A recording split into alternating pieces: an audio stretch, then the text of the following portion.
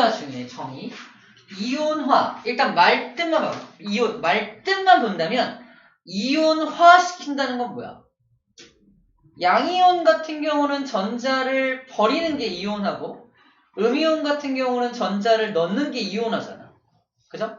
둘 중에 뭐가 이온하냐? 이온화 에너지는 딱 정의가 정해져 있어. 떼어내는데 전자를 떼어낼 때 필요한 에너지를 이온화 에너지라고 하고 있습니다. 자, 떼어내는 거 생각해봐. 밑에 그림을 가지고 생각해볼게. 여기 전자를 갖고 있는 11번 나트륨이 있습니다. 나트륨이 11개의 전자를 갖고 있잖아. 그러니까 11개 전자를 왜 갖고 있죠? 11번이니까. 또 얘가 플러스 11의 전하량을 가지고 전자를 잡아당기고 있으니까 자기 껍질에 머물러 있는 거잖아. 근데 이 전자한테, 특히 원자가 전자한테 에너지를 공급한다면 얘 어떻게 될까? 우리가 알고 있는 바로는 그 다음 껍질 막 올라갈 수 있죠. 전이 될 수 있죠. 그러다가 완전히 무한대까지 이탈하는 현상이 발생될 수도 있겠네요. 그때 얘를 무한대까지 보내주는데 필요한 에너지를 넣어줘야겠죠? 요 에너지를 이온화 에너지라고 불러준다는 거야. 무한대까지 보내주는, 즉 이탈시켜서 무슨 전자? 자유전자죠. 아주 자유로운 전자로 만들어주는 그 에너지를 이제 투입해주는 에너지를 이온화 에너지라고 불러준다는 겁니다. 전자가 튀어나온 거 보이죠? 전자가 튀어나와서 이런 나트륨 이온이 되고 있습니다. 준비하는 전제 조건이 필요한데 나트륨 고체 상태의 나트륨으로 하는 게 아니라 이미 충분한 에너지, 고체, 액체, 기체 중에 가장 많은 에너지를 가지고 있는 체크, 기체 상태로 출발합니다. 기체 상태의 물질을 준비한 다음에 걔한테 에너지를 공급해서 전자를 떼어내는 데 필요한 에너지를 이온화 에너지라고 불러준다는 거죠. 기체야, 기체. 그래서 다시 한번 정의를 보면 이제 확실히 보입니다. 기체 상태의 보이죠? 기체 상태의 원자를 준비한 다음에 그 원자로부터 전자를 떼어내려면 에너지를 넣어야 돼, 에너지를 뺏어야 돼. 에너지를 넣어야겠죠? 에너지를 넣어줘야지만 전자가 뜯어서 나올 거 아니야? 그래서 전자를 넣어줍니다. 필요한 에너지를, 전자를 떼어내는데 필요한 에너지를 의미합니다. 자, 그런데 원자가 한계가 있어. 걔한테 에너지를 넣어서 전자를 떼어냈어. 원자 한계는 그 에너지 값이 엄청 작겠죠. 측정이 안 될 정도로 너무 작을 거 아니야. 그래서 원자를 몇 몰게 준비한다? 1몰게 단위로 하는 거야. 원자 1몰게를 준비한 다음에 거기서 전자 1몰게를 두두두둑 뜯어낼 거야. 원자 1몰게에서 전자 1몰게를 하나씩 뜯어내는 장면을 상상하면 돼. 그때 필요한 전체 에너지 양을 이온화 에너지라고 정의하는 겁니다. 그래서 1몰이라는 단위가 여기 굳이 등장하는 이유는 하나하나 하면 너무 작으니까 묶음 단위인 1몰계를 준비한 다음에 거기서 전자를 뜯어낼 때 필요한 에너지를 이온화 에너지라고 하자라고 하는 겁니다. 그래서 이 에너지를 넣어주는 거 보이죠?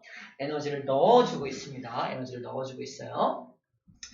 그리고 얘 같은 경우는 양이온이 되고 있으니까 금속이겠죠. 그래서 금속을 표현하는 M, 메탈의 약자인 M이라고 표현하고 있는 거야. 특정한 금속이 아니라 어떤 금속 종류라는 뜻입니다. 전자 한 개를 버린 거 보니까 일족 금속 중에 하나겠네라는 것도 예측할 수가 있겠죠. 저 M이라고 써져 있는 저 녀석은 금속은 금속인데 일족에 속해 있는 어떤 금속이겠네 라는 것도 예측할 수가 있게 됩니다. 전자를 떼어내면서 필요한 에너지, 이 에너지를 우리 이온화 에너지라고 불러줄 거고요. 에너지를 넣어주기 때문에 항상 양의 값을 가진다라고 쓰여져 있습니다. 이온화 에너지는 마이너스가 될 수가 없고요. 항상 넣어주는 거니까 플러스라고 한다라는 정도로 기억해주면 될 것 같습니다. 자, 그러면 이온화 에너지는 첫 번째 특징인데요. 원자 핵하고 전자가 엄청 세게 잡아당기고 있어. 다시 말해서 유액 전하가 엄청 커. 그럼 전자를 떼어내기가 쉬울까 어려울까? 힘들겠죠. 그죠? 전자 떼어내기 힘들다는 걸 다른 말로 뭐라고 표현한다? 아, 얘는 이온화 에너지가 엄청 커. 라고 말할 수 있다는 겁니다. 얘는 이온 에너지가 엄청 커. 무슨 말이죠? 전자를 떼어내기 너무 힘들어 라는 뜻입니다. 다른 말로 유효액 전하가 너무 커 라고 말하는 것도 되겠네요. 그죠? 자, 여러 가지 말들을 이렇게 표현할 수 있다는 말 하는 거예요. 이온 에너지가 엄청 커, 인력이 너무 커, 유효액 전하가 너무 커, 이렇게 여러 가지 표현법으로 설명할 수 있다는 뜻이고요. 두 번째, 이온 에너지가 엄청 작은 어떤 원소가 있어. 어떤 원자가 있어. 이온 에너지가 엄청 작아. 에너지를 좀만 해도 훅 나가. 뭔 소리야? 아, 얘네 양이온 만들기 너무 쉽네. 그죠? 양이온 만들기가 이렇게 쉬워? 양이온 만들기가 쉽다라고 설명합니다. 이온 에너지가 작으면 양이온 만들기가 쉬운 거야. 이온 에너지가 크면요. 양이온 만들기가 어려운 거가 되겠네요. 그죠? 지금은 다 알겠지. 나중에 엄청 헷갈린다. 양이온 만들기 쉽다, 어렵다 개념으로 이온화 에너지하고 비교하는 거야. 이거는 이온화 에너지의 정의가 딱 박혀 있어야 이해가 되는 거야. 아직은 까먹기 전이니까 이해가 되는 거고. 나중에 이온 에너지 뭐였지? 에너지를 빼주는 건가? 이렇게 좀 헷갈리기 시작하는 것부터 그럼 빼는 거면은 이온 에너지가 크면은 어떻게 엄청 헷갈려. 나중에 제대로 정리 안 하면 무슨 말인지 알죠? 이온 에너지의 정의부터 해서 정의가 빡 머릿속에 들어있어야 나머지 것들이 순차적으로 정리가 됩니다. 아시겠죠? 지금은 잘 이해가 되지만 헷갈릴 수 있는 게 이온 에너지야. 이거 정말 중요한 키워드야. 떼어내는데 이거 정말 중요한 키워드입니다. 떼어낼 때 넣어줘야 하는 에너지라는 거 계속 염두에 두어야 합니다. 아시겠죠? 자, 그래서 나트륨 같은 경우 그래서 전자를 1몰개의 나트륨 원자를 준비한 다음에 기체 상태겠죠? 기체 상태의 나트륨 원자 1몰개를 준비한 다음에 거기서 전자 1몰개를 떼어낼 때 얼마의 에너지를 넣어주고 있다? 495kJ만큼의 에너지를 넣어주고 있어요. 퍼몰은 뭐야? 1몰개를 떼어낼 때란 뜻이에요. kJ per 몰이란 단위가 1몰개의 전자를 떼어낼 때 넣어줘야 하는 에너지라는 뜻이 되겠습니다. 그러니까 이온이 되더라도 기체 상태의 이온이 되겠죠. 자, 이제 예외가 나옵니다. 예외. 이온화 에너지는 예외 구간이 좀 나타나는데 지금까지 배웠던 거는 예외가 없었다. 하지만 이온화 에너지는 예외가 있다라고 예외가 있는 부분과 없는 부분을 좀 구분을 해주는 것도 좋은 방법이더라고요. 예를 들어서 봐봐. 이거를 그래프로 볼까? 좋아요. 이게 이온화 에너지거든? 자, 리튬하고 베릴륨만 생각해봐. 리튬과 베릴륨. 리튬은 원자번호 3번이고요. 베릴륨은 원자번호 4번이잖아. 껍질은 두 개가 똑같겠죠. 리튬, 베릴륨 둘 다 2주기니까 이렇게 2주기. 얘는 4번이니까 좀 작겠죠. 이제 좀 현실적으로 그리고 있어. 현실적으로 그리고 있어. 이제 이해가 되죠? 현실적이야. 이렇게 되어 있는데 자, 이온 에너지는 뭐야? 전자를 떼어낼 거잖아. 누가 더 전자를 떼기 힘들까 이거야? 유효핵 전하가 큰 녀석이 전자를 떼어내기 힘들겠죠. 누가 유효핵 전하가 커요? 얘가 유효핵 전하가 크죠.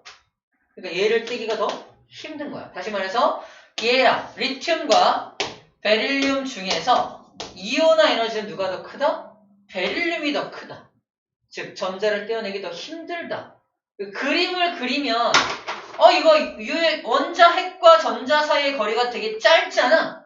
그러니까 더 세게 잡아당길 수밖에 없겠네. 전기력에 대한 어떤 공식을 적용하더라도 그지? 더 세게 잡아당기니까 더 떼어내기 힘들겠네. 그래서 이온화시키기 위한 에너지가 얘가 더 크겠네라는 걸 충분히 알 수가 있습니다.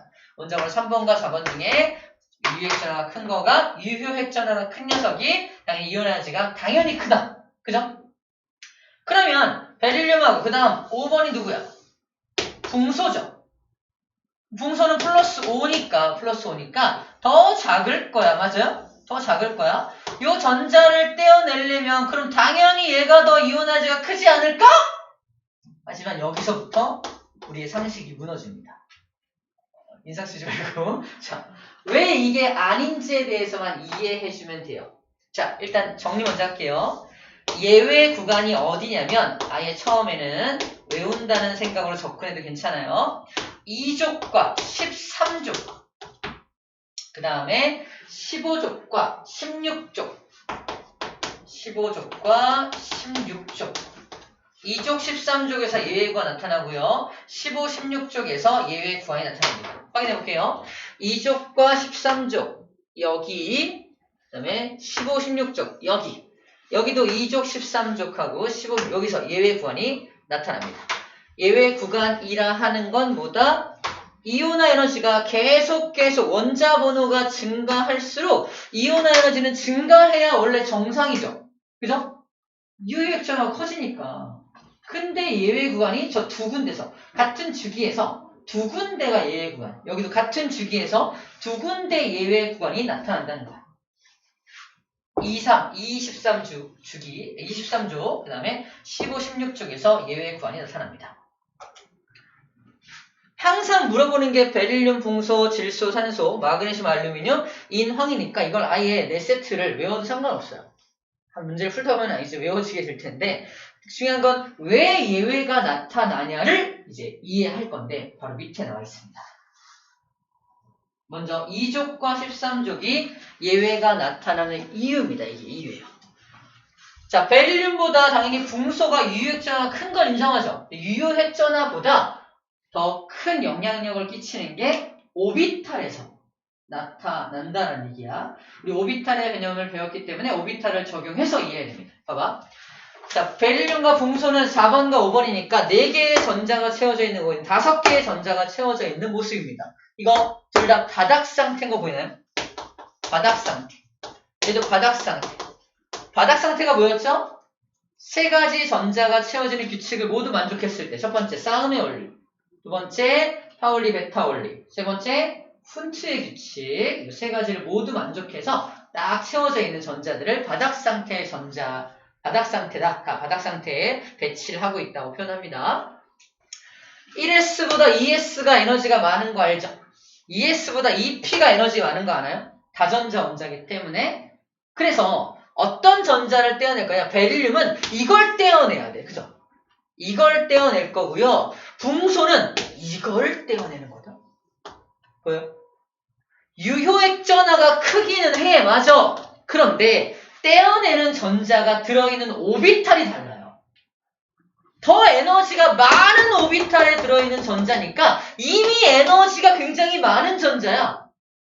얘는 에너지가 굉장히 적은 전자입니다. 에너지가 이미 많은 전자니까 너 뛸 거야. 뛰어! 조금만 에너지를 줘도 붕! 날아간다는 얘기예요. 이해돼요?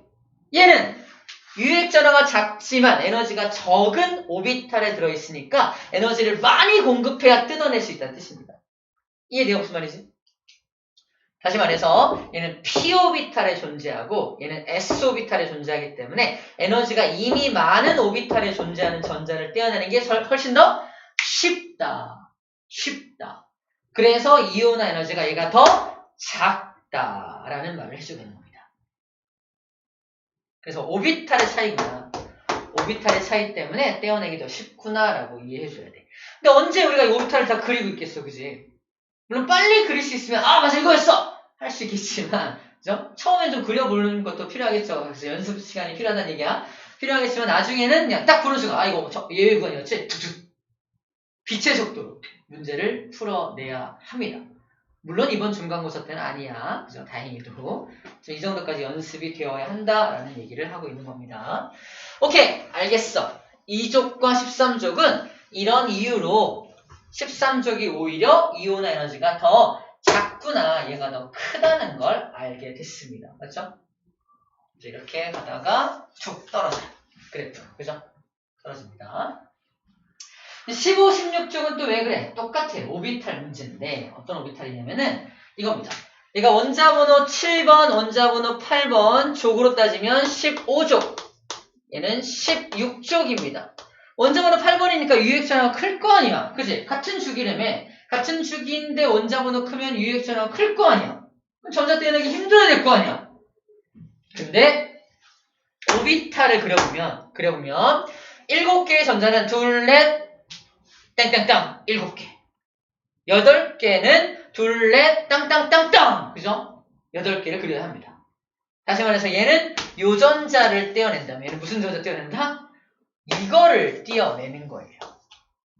다시 말해서 얘는 홀전자, 안정적인 에너지가 별로 없는 자 똑같은 EP니까 같은 에너지를 갖고 있어. 다 모든 전자들은 다 같은 에너지를 갖고 있는 오비탈에 들어있어. 이건 오비탈의 문제가 아니야. 오비탈은 같은데 오비탈 안에 홀전자 상태로 위치하고 있느냐 아니면 둘이 같이 위치하고 있느냐.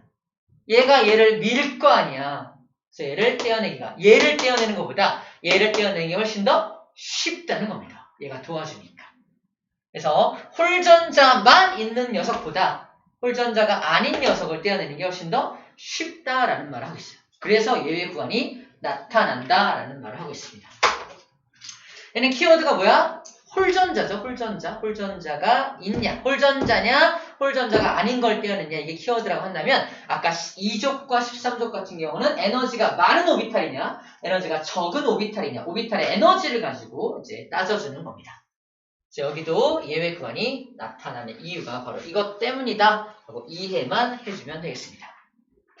우리 처음으로 등장한 예외 구간입니다. 오비탈의 개념을 적용하니까 이해가 되네요. 그죠? 자, 그래서 이제 같은 주기일 때 쫙 봐봐. 주로 올라가는 경향성을 보이죠. 원자번호 증가할수록 이온 에너지가 증가하는 경향성을 보이지만 잘 들어. 경향성을 보이지만 예외 구간이 2족과 13족, 15, 16족에서 예외 구간이 나타나게 됩니다. 3주기도 마찬가지로 주로 원자번호가 증가할수록 이온 에너지가 증가하는 경향성을 보이지만 똑같이 2족과 13족, 15, 16족에서 예외 구간을 나타내고 있습니다. 그죠?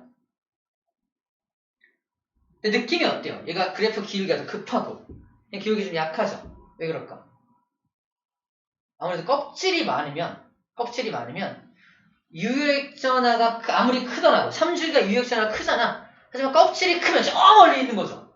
원자 반질이 엄청 크죠. 저 끝에 있는 전자를 떼어내는 게 훨씬 더 조금 쉽다는 거예요.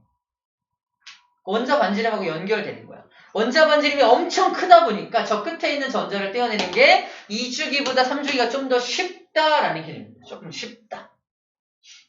다 그렇진 않지만 비교하면 살짝씩 내려가 있는 거 보이죠? 그래서 껍질이 좀 더 큰 영향력을 발휘하고 있구나라는 것도 이 그래프를 통해서 좀 어느 정도 유추해 볼 수 있습니다. 그렇구나. 껍질이 엄청 크면 전자를 떼내는 게 좀 더 쉬울 수 있겠구나라고 하면 돼요. 그래서 칼륨 같은 경우는 훨씬 더 작죠. 나트륨, 리튬보다 더 작죠. 이온 에너지가. 칼륨은 원자번호 무려 19번인데 왜 이온 에너지가 이렇게 작아? 껍질이 네 번째 껍질에 있는 전자를 떼어낼 거니까 훨씬 더 쉽게 뜯어낼 수 있겠네라는 얘기입니다. 그 얘기를 하고 있는 거예요. 지금 현재. 좋습니다. 여기까지가 이온화 에너지에 대한 개념 그리고 주기성에 대한 내용입니다. 마지막 순차적 이온화 에너지를 볼게요. 자, 그림 하나로 해결이 됩니다. 얘는 지금 누구야? 원자에 안 써있죠? 근데 뭘 세야 돼? 전자개수 세라고요. 몇 개야? 딱 봐도 12개네요. 그죠? 그래서 마그네슘이네. 그죠? 마그네슘이네요. 그죠? 마그네슘입니다. 그럼 전자가 2개 있을 거 아니면 근데 원자가는 2개 있죠. 자, 제일 먼저 어떤 전자 떼어낼 거야? 너를 떼어낼 거야. 이거를 이온. 에너지는 에너지인데 첫 번째 에너지. 무슨 에너지? 이온화 에너지인데 전자를 떼어낼 거니까 제1 이온화 에너지라고 표현합니다. 자, 제1 이온화 에너지. 그걸 재봤더니 얼마다? 738이 들어갔대. 그럴 수 있구나. 일단 받아들여. 두 번째 걸 떼낼 거야. 누구? 그 다음 얘겠죠? 그죠? 두 번째 걸 떼내는 거야. 순차적으로 하나씩 떼어낼 거란 얘기입니다. 이게 순차적 이온 에너지인데 중요한 건 첫 번째 걸 떼낼 때 738인데 두 번째 거 떼낼 때 잘 들어. 생각해봐. 첫 번째 걸 떼낼 땐 738이 들어갔는데 두 번째 걸 떼낼 때는 738보다 에너지가 많이 들어갈까 적게 들어갈까? 정답은 더 많이 들어가요. 왜 그럴까? 얘를 떼낼 때는 얘가 도와줘요. 너 빨리 나가! 반발력으로 밀어준다고. 그죠? 얘가 도와주니까 더 쉽게 떼낸 거야. 근데 얘가 없어지고 난 상태에서 너를 떼어낼 거 어떻게 해요? 얘는 도와주는 애가 있어 없어? 같은 껍질은 없죠? 아까 쟤보다 좀 힘들게 떼어냅니다. 맞죠? 그래서 힘들게 떼는 값이 얼마야? 1451이야. 보이나요? 아, 클 수밖에 없겠구나라는 걸 이해하면 돼요. 숫자를 기억하는 게 아니라 아, 커질 수밖에 없겠구나라는 거예요. 더 중요한 건 그 다음이야. 얘를 떼어냈다. 세 번째 거 떼어낼 때는요. 어떻게 해야 돼? 그 안에 걸 떼어내야 돼. 그죠? 그 안쪽 껍질 걸 떼어낼 거 아니야? 쉬울 거 어려울 거? 쉬울 거 같아 어려울 거 같아? 쉬울 거 같아 어려울 거 같아? 쉬울 거 같아 어려울 거 같아? 그 안쪽 전자를 떼내는 거. 쉬우면 안 되죠? 엄청 어려워야 돼? 엄청 어려워야 돼! 아니, 원자핵하고 엄청 거리가 가까워지잖아. 이거 떼내는 거 엄청 어려워지는 거야. 껍질이 사라진 상태에서 안에 걸 떼낸다? 와우, 엄청 힘든 거라고. 얼마 필요해? 7733 보여요? 이걸 통해서 우리 뭘 할 수 있다? 첫 번째 거 738. 두 번째 거 힘들어. 1400. 얼마 증가했어? 한 700 정도 증가했죠. 근데 세 번째 때를 뜻 한 700 정도 증가하나? 와우! 뭔 소리야? 6,300 증가. 6,300. 보여? 무려 6,300으로 훅 뛰었단 말이야. 훅 뛰었어. 이걸 통해서 뭘 할 수 있다? 아, 세 번째 거 떼어낼 때 훅 증가하는 거로 봐서 원자과 전자가 두 개였구만. 맞아요? 원자과 전자 두 개였구만, 이 자식. 순차적 이온화 에너지는 원자과 전자 수를 알아내는 지표입니다. 얘가 누구다라고 주지 않고 누구다라고 주지 않고 순차적 이온화 에너지 값을 준단 말이야. 이걸 통해서 얘가 몇 쪽 원소인지, 즉 원자과 전자가 몇 개짜리 녀석인지를 유추할 수 있는 정보로 제공된다는 얘기예요. 자료를 볼게요. 자료를 보면요. 이런 자료가 나옵니다. A 원소, B 원소, C 원소 누군지 몰라, 뭔지 몰라요. 그죠? 자, A부터 볼게요. A. 제1 이온화 에너지, 제2, 제3, 제4 이온화 에너지인데 가장 큰 폭으로 증가하는, 비율적으로 가장 큰 폭으로 증가하는 게 어디야? 400, 4000, 6000, 9000. 400에서 4000으로 증가하는 여기죠? 여기가 가장 큰 폭으로 10배의 증가량을 보이잖아. 여기는 1.5배? 그쵸? 여기도 한 1.5배? 밖에 안 되죠? 그죠? 여기가 근데 10배가 증가하는 통해서 얘는 첫 번째 전자를 떼어내고 두 번째 전자 떼어낼 때 안쪽 껍질에서 떼내는 걸 알 수 있어요. 즉, A는 뭐다? 이 자식 1쪽 원소네. 1쪽 원소네라는 걸 알아낼 수 있다는 겁니다. 이해됐어요? 주연아! 이해됐어? 진짜? 이해됐어요? 아까도 쉽다며. 쉬면 안 돼요. 어려워야 돼요. 알겠죠? 어려워야 됩니다. 자, 그럼 B도 봐, B. B는 몇 쪽일까요? 700, 1400, 7000! 2족이네. 여기 2족이네. 2족인 걸 알 수 있고요. C는 어때요? 500, 1800, 2000, 11000. 3개 떼어내고 네 번째 게 힘들죠? 원자과 전자가 3개였네. 13족이네. 라고 알 수 있다는 겁니다. 순차적 이온화 에너지를 이용해서 우리가 이 녀석의 원자과 전자수가 몇 개인지를 알아낼 수 있다라는 얘기를 하고 있는 겁니다. 이해됐나요? 오케이. 여기까지 이해하면 순차적까지 잘 이해를 해준 겁니다.